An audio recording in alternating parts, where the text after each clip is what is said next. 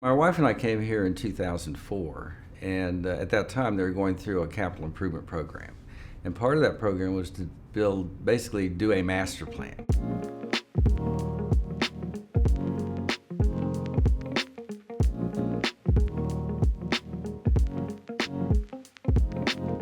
So the congregation hired an architect, architectural firm, engineering firms, to basically do a survey of the entire property and what was possible. And the architect, like any good architect, he had meetings with the congregation, say, what do you want?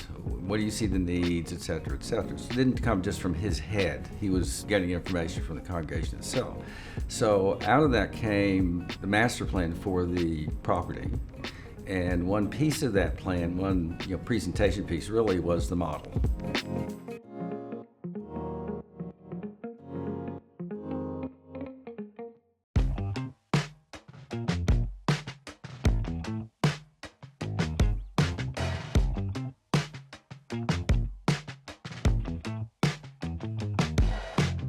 When Blaine Drake designed this building, Blaine Drake was a student of Frank Lloyd Wright.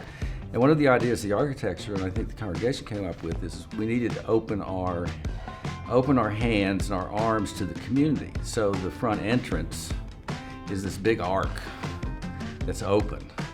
So the idea was, rather than being closed in, which the original design was, we're opening up that design. So metaphorically, we were opening ourselves to the community in the design.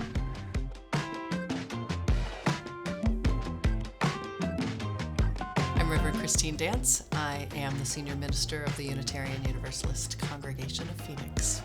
I think it's important to look at a lot of things in our history and show people where we've been, and it's a good tool then to figure out where we want to go.